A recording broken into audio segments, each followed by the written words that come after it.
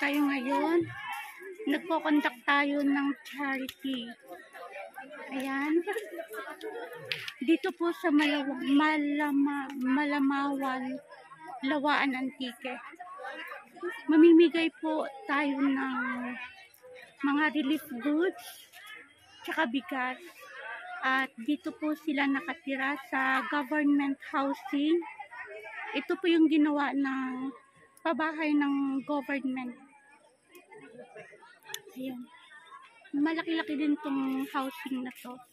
Housing project ng government para sa mga nabahaan dati dito sa Antique. At ngayon, ayan, they are still preparing for the relief goods.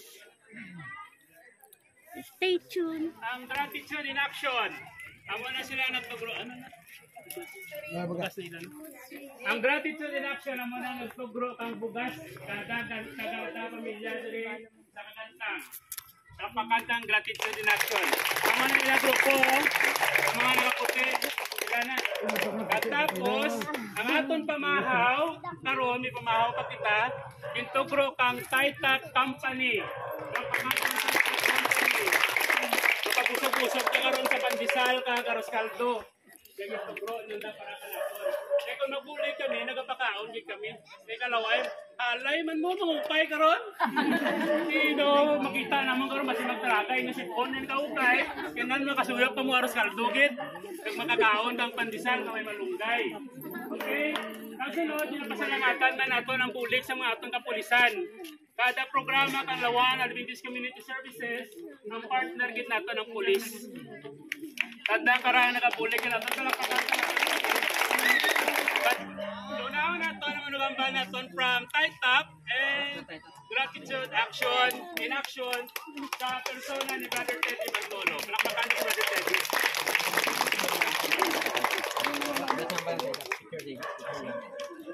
Okay, hindi ako magbuhay para hindi mo matakan. Kapoy mo magtindag, mapakilala niyo ako ninyo. Ako si Teddy Bartolo, Barangay Secretary Kaginbanggaan. Pero nag-resign ako kang nagligat bulan lang. Ang 31 nagligat bulan, August. Mga ginikanan, ang kalabanan dito natin, uraot, urahitat kwarta, hindi pala? Kalabanan dito natin. So kalabanan man natin urap na financial freedom ang tawag na financial freedom may kupon kang bala sa oras nga kinahanglan mo nga hindi ikaw panglaghap. So kami nagapanugro kami pareho kaya charity event hindi lang po nga manugro kami kundi nga nagatudlo man kami ka pangabuyan. May harambalan kita kalinya sa Chinese nga proverb in translate sa English nagahampal nga give a man a fish and you feed him in a day, teach him how to fish, and you feed him in his lifetime. Kung sa atin para mga gnikanan, kung tawaan mo ang tao kay isda, ipakaan mo tana sa kadlaw lang. Kung tudloan mo tana mamunit, ipakaan mo tana sa bilog na nga, gabuhi. Kung sa atin pa, kung tawaan mo pa mo kabagas nga sang kagantang, posible maubos nyo sang kadlaw. Di pala?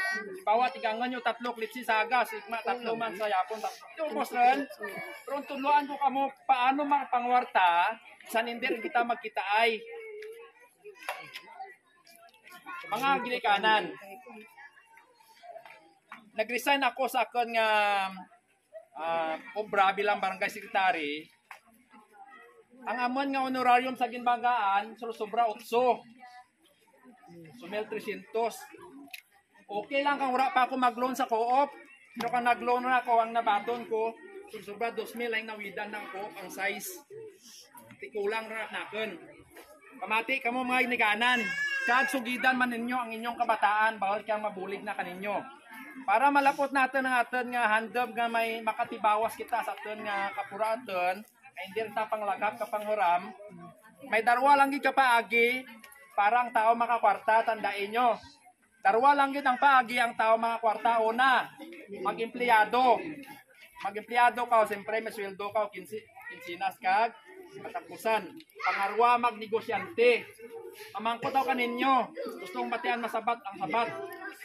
Sinodoro kwarta, empleyado, negosyante. Negosyante, natural. Sinodoro sakyan kag marahalan, negosyante, empleyado. Negosyante. Sinodagkal kag nami balay, empleyado, negosyante. Negosyante, Japon. Sino makalagaw, anytime, time in, time out, negosyante, empleyado. Negosyante. Sino ga-income, isang turog, empleyado, negosyante. Negosyante, isang turog na income na naka. So ano pa mga ginikanan, dapat gitudluan natin magkabataan magnegosyo. Pero sa ano nga rason, na mas pinapili pa natin mga Pinoy mag-empleyado kaysa magnegosyo, ay amo marag na tudlo natin sa mga bata natin, nambala natin bataan nila. To, ni inday o ano matawag nyo, eskwela mo mayad, para makatapos gani kamo ano matabo. Mangita kamo kang mayad nga. Ano nga empleyado gid ko ana? Unlike ka mga Chinese, ang batas nakbataan, bisan hindi mo tapos eskwela nyo, basta aram mo negosyo. Isa naman granan Chinese Pinoy. Chinese. Amura nga nagpuntat ako sa kang pagka-empleyado, nag-engage ako sa negosyo. Naman ginatugro nga mga ginikanan, ginansya naman ra. Ginansya. May opisina ako sa may Sibalom. Kung sino kaninyo may mga estudyante, kabataan, parinti o kasi Mario ninyo din sa Malaumawan, nga nabutan na kang time nga naubusan ka makaon kung pamasahe. Pagtunan nyo sa opisina ko, may address ra, Biniga Street, District 3. Kung makabot ko sa may Sibalom, makita ninyo ang Simbahan Kaglipay, Central School, ang sunod ka, Arcade, Linda Arcade dyan ako mag-opisina. Tubang ka plaza. So kung maabot man ginang adlaw nga may mga kabataan ka mga na sigurati ako no, pagtunan nyo lang natin. Ay maulit na nga kabalunan ng kanara. Okay, matupad ako niya.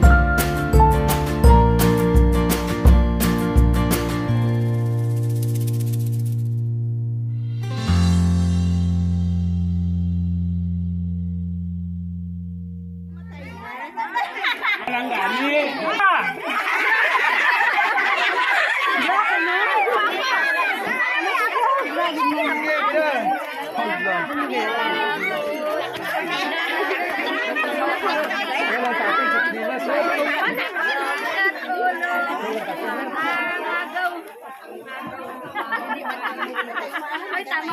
Ay, naku. Sila kabilang mo na lang. Wala, bantay kaya. Tama, kung ang luyunan, diba? Hoy, napaksi ah! Paksi ang bulayan pa rin.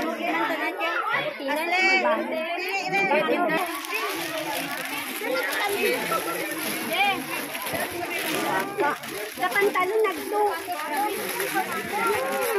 Sino na na tayo? Nangyayari na tayo ito. 10, 9, 8, 7, 6, 5, 4, 3, 2, 1. Okay. Go na, okay. 10, 9, 8,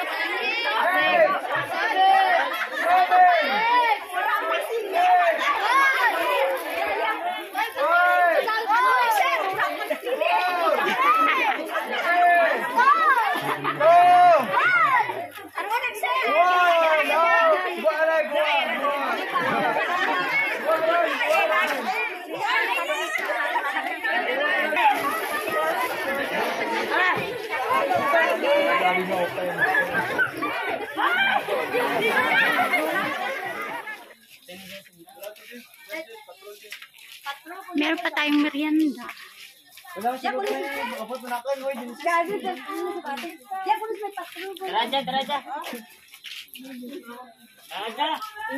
Init nga. Init nga. Dawan niya. Init.